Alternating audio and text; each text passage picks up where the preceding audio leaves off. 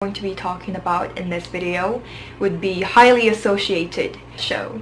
I told her I have so much more important things that I have to do in my life instead of staying here for how many more weeks.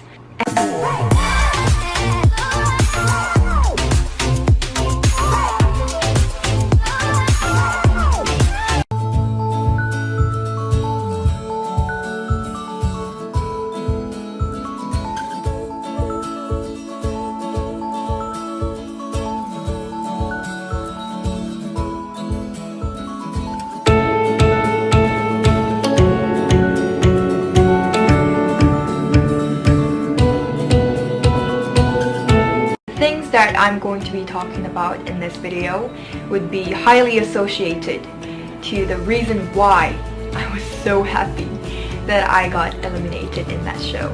Usually when I film this kind of video I would have these bunch of cue cards, but today I don't have anything. And the reason for that is because I want to have real human moments with you guys where I just talk about things that I want to talk about. I want to start off with the reason why I went to idol school in the first place. And I know it's already there in the news that those 3,000 people who actually auditioned for that show and who went to the audition venue was just a set-off. I know that it's already apparent that only 4 out of 41 contestants in idol school went to the audition venue. You guys are probably wondering if I was one of those 4 people, and no, I didn't even know there was such a thing. For me, going to idol school was just, I don't want to say this, but it was an opportunity given to me.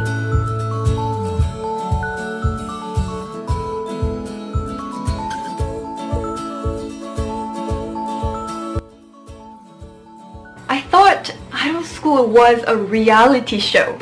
And what I mean by reality show is that it's real. It's like a documentary. You just document what is happening. You're not trying to eliminate anyone. It's not a survival program where you have to survive until the end and you get to debut. No. My parents gave me the permission to go to idol school because of this premise that idol school was a reality show. Aside from the category where idol school belonged in, there are so many things that I didn't know that was gonna happen before I went to idol school. So now I'd like to state the reasons why I was so disappointed when I went to idol school, or why I felt that sense of betrayal. I want to take Heinoni's Instagram post as a reference to this because she already mentioned lots of information regarding the show. And first, as Heinoni said, we don't know if the votes are manipulated. After my experience of shooting in idol school for about a month, before they announced that there is going to be an elimination, I realized so many things which made me confront the Mnet writer and beg her to eliminate me the first round. I asked her if she could eliminate me. I knew after about a month that I was just kind of like a prop of that show. I told her I have so much more important things that I have to do in my life instead of staying here for how many more weeks. And it turns out after I got eliminated, I had a conversation with my dad and he said that he also begged for my elimination to the writer. Here I'm not saying that that is the reason why I was the first one who got eliminated, but I just want to state it. Aside from the fact that there is going to be an elimination, I also did not know that my phone was going to be confiscated and my contact with the outside world would cease. My family and my friends asked me if they would still be able to contact me while I am filming the show, and I said yeah, because they said so. But the moment I went there, my phone was confiscated. It was put in the Ziploc bag and I never saw my phone since then for 2 months. It was also mentioned in the news that the diet in idol school was just hectic. That's why it's mentioned that some of the students who got to go to their school bought like chocolate bars and snacks and hid it in their underwear or bra so they could bring it in. At first, when they started doing that, they did not check their bag or anything, but once the managers figured out that they were buying snacks from their school, they started checking their body. That act, if I think about it now, is violating human rights. I myself even have an episode. I asked one of the students who went to school and I gave her my credit card, please buy me 50 chocolate bars. I did it. Yes, I did it. And I would eat it alone in toilet, sitting on the toilet. And there's this one episode that I really thought was unreasonable. There was a time when they thought, when I say they, it's the staff in the company, CJNF, they thought that we were getting fat, so we started weighing our weight every week. And I don't quite remember if it was 1 or 2 kilograms. I think it was 1. So if you gain 1 kilogram of weight, then you only get to eat one piece of something, one piece of food in the canteen when you eat breakfast, lunch and dinner. But in the contrary, if you lose 1 kilogram of weight, then you get to go to the food snack shop in the town. And this rule for me was so unreasonable because there was this contestant who had exactly the same height as me and her weight was like 53 kilogram, 54 kilogram, and she lost 1 kilogram of weight, so she became, let's say, 52 kilogram, and she goes to get to the snack shop and buy something that she want to eat.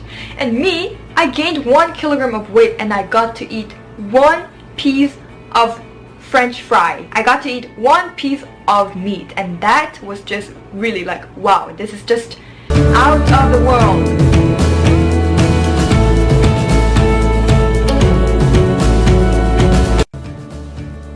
Another inhumane moment that I can remember right now is when we had the interview. So I don't know if you're aware of that, but in a bunch of Mnet's show there was this clip where you interview the contestant.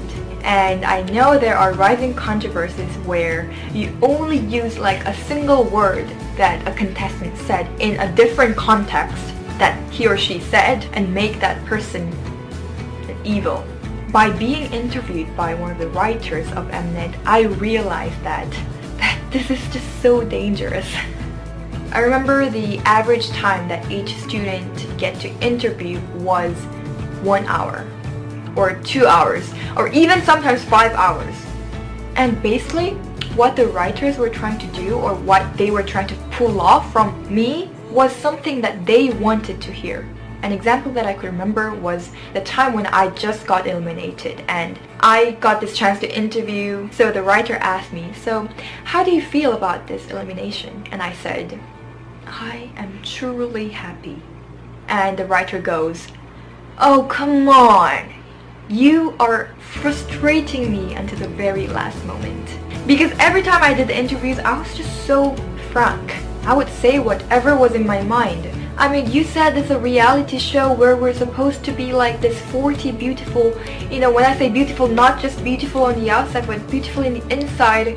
And we all gather together, we share the same passion and dream. That setting is already so interesting, isn't it? As Heidoni mentioned, it was like a drama, really. It was like a drama. There were times when we had to look at a blank screen and react. There was a time when we had to answer to our teacher, okay teacher, when he wasn't actually there. And I want to say I'm okay with that. It's just technical difficulties, right? What I did not appreciate is that they call this show a reality show. Why don't you call this show a drama? By claiming so, you are already fooling the audience. For me, idol school is just this tragic mirror of this world of media. This world where everything just became a show-off. You just do something for the sake of showing it to someone. About the whole contract issue with the CJENM where people already signed the contract even before the show or signed the contract while doing the show or whatever. Yes, I mean, I was also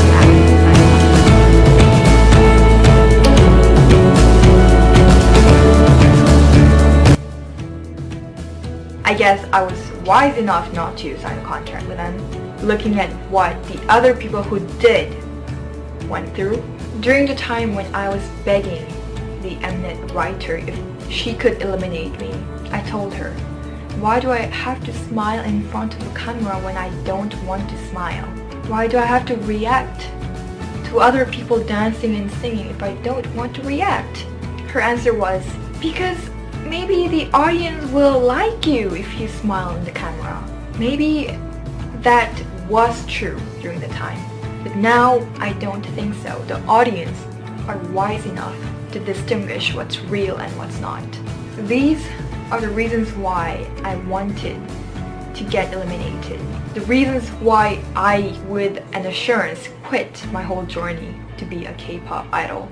I just want to give a little bit of a message to those people who aspire to be a K-pop star.